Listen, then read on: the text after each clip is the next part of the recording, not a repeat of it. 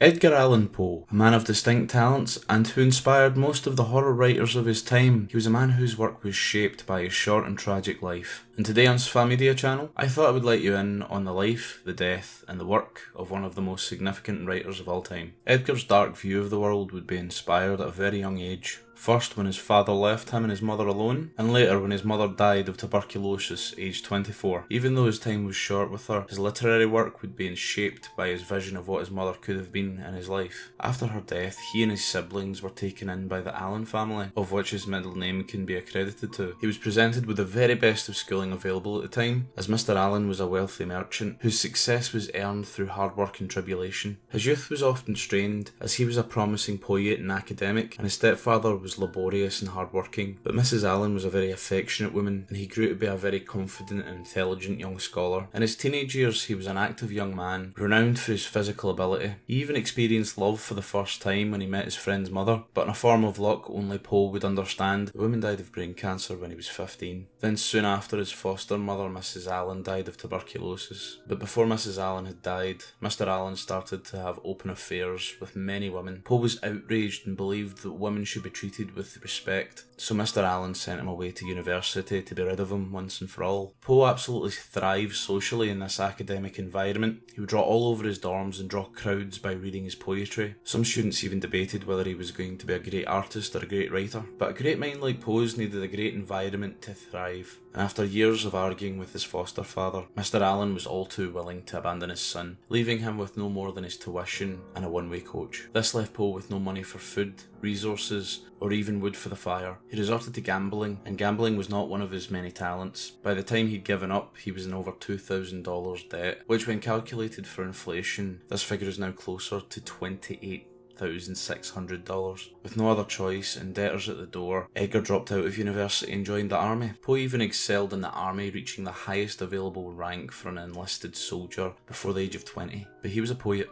and he already knew it. So he decided to use what little money he had saved from being a soldier to publish his first book of poetry, and then dropped out of the army. He moved to his aunt's boarding house, and after being orphaned by two mothers and rejected by two fathers, and Poe finally felt like this house was one that he could be happy in. This is when Poe really got a chance to evolve as an author, but unfortunately, the publishers were all too aware that he was poor and desperate. He had to feed himself and his new family. So when it came to Poe trying to sell works like The Telltale Heart, he was criticised heavily. He was described as too expressive and loud, so he was forced to change everything. Much like a journalist nowadays that has to write fluff pieces before they're recognised for their talents. In 1934, he was summoned to his old home with Mr. Allan. He was called because the merchant who was rough and ready once had begun to wither and weaken. Poe returned with expectations of closure for his short and unhappy relationship with the man that raised him, but instead he was met with scorn and violence. Even in his deathbed, Mr. Allan resented the lack of gratitude shown by his foster son, and in one last act of hatred, Mr. Allan shat all over Poe's money problems. Regardless of the fact that Mr. Allan had only raised him and his siblings, Poe received nothing from Mr. Allan. Instead, Mr. Allan chose to split his assets amongst the children created by the affairs that Poe had resented so many years ago. After that encounter, Poe was forced to consider traditional employment, and in 1835 he began his first job as editor at the Southern Literary Messenger, where he quickly earned the name the Tomahawk Man for his ruthless and unforgiving nature and criticism. His success as an editor and even a writer had started to affect his character, and soon he became headstrong, creating conflict with other writers, and more importantly, his bosses. During this time, Poe was contacted by his aunt who he had lived with. The letter he would receive told him that times were tough, and she had to send his cousin to live with other family members a great distance away. He didn't take to the news well, and he went through lapses of alcoholism, sending many letters to his aunt pleading for her not to send this child away from where he could see him. He went as far as to threaten suicide, describing this child as his wifey, and 1 month later, he was married to his first cousin at age 26. And she was not yet 13. I hate to break the story, guys, but I promise, if you're new here and you're thinking about subscribing, I really do promise a lot less incest and a lot less Henry VIII levels of death. But let's get back to it. As life moved forward, not much had changed. He would remain an author, be negative to other writers and colleagues, and remain married to his cousin. But the thing about Edgar Allan Poe is he was capable of much more than he'd achieved in his life, but he had a self-sabotageury nature. For example, he had a meeting with the President of the United States at the time about a job. He was even sent to the White House to discuss the matter, but he chose to attend the meeting drunk, his shirt inside out, and he had every intention to meet the President in such a state. But luckily the President's son took pity on the man and intervened. He told him to come back on a later date. When he returned, he was dry, but after his attempts to get the job, he tried to sell the President of the United States of America a magazine subscription, which cost him the much revered job. It seemed like a life strewed with anguish and pain. Poe had decided to himself that he didn't deserve reward or success. However, it was also at this time that he would write some of his most successful stories, like Hans Pfaall, who some say inspired the modern sci-fi trend, and the narrative of Arthur Gordon Pym. These were written under the strain and misery of a past that would not let him go. He would begin to have stories published in mass by 1842, and by 1843, even older stories that were rejected at first would be published, such as The Telltale Heart. The thing about Poe is, people were drawn to his work with his fascination with the forbidden. The wondering for those who he had lost would manifest itself in his fixation over what would happen after life. What happens when you die? What tales would be told by those who may return? He seemed to view death as an exciting prospect rather than a miserable event, because when he dies, he would be granted the answers he sought and be presented with the great prize that no mortal man had ever obtained. His greatest example of this mentality may be Manuscript Found in a Bottle, published 1843. His fascination over the order of life and chaos of death, fueled by his poverty and loss,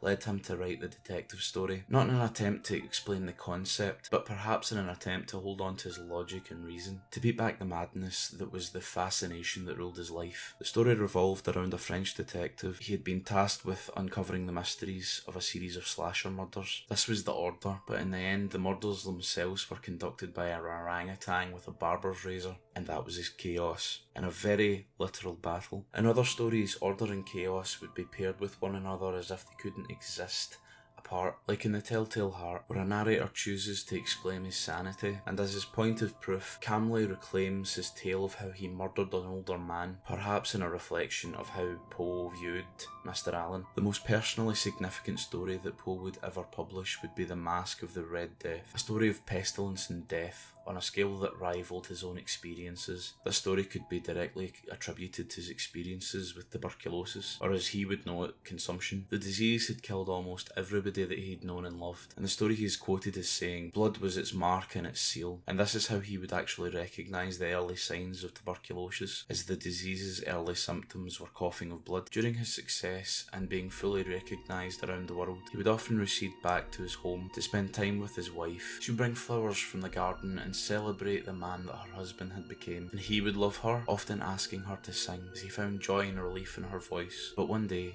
during a visit from her mother, she was met with a coughing fit once, twice, and then Poe's Red Death reared its miserable face once more. The consumption had taken its final victim from Poe on January 30th, 1847. During the 5-year period in which she suffered, his wife became less and less capable. It got to the point where she needed to be carried anywhere she wanted to go. But through all the pain and hardship that was brought to him, he wrote his most popular piece, The Raven. It was an overnight sensation to the point where people would choose to refer to him as the Raven. It instilled fear in people like nothing before it. In his hometown, he would become a celebrity of sorts, to children and adults alike. The only problem with it was published in a paper, which meant it brought him little money. $14, which when accounted for inflation works out about $200. The saddest thing about the story was it was written in direct response to the impending death of his wife, and he would be haunted by the story's success until the day that he died, much like the Raven and the poet in the story. After her death, he would write the poem Annabel Lee in an attempt to immortalise her in his work, but he didn't take well to her death and spent the next few years failing to capture that feeling of love. He did try though. He would write to a slew of women that he would have no interest in, sending letters to them with similar messages usages and phrases in a fit of desperation and failing every time until an ex-lover from his childhood finally accepted his proposal in a cemetery of all places. This didn't save him though, as his alcoholism returned, his writing turned to mush, and his lectures became a fiasco, destroying the respect and reputation that he had amongst his peers. This created a great deal of paranoia. Paranoia left him sick, and between that and the alcohol, he went missing for a few days, only to be rediscovered in a Baltimore street, laying in the gutter. He would be taken to hospital, but those few days were hard on Poe, and he died on the 7th of October 1849. Well, that was much sadder than I expected it to be, but I hope you enjoyed, came back to making videos, and hopefully it'll be regular. The tribulations that have been keeping me from working on videos has found a resolution, so I should be back to at least making a video every 2 weeks. But if you'd like to subscribe, that would be fantastic. I'm nearly at 500, and if you'd like to like the video, if you thought it was worth it, go ahead. This was sphamedia, and I'll see you guys next time.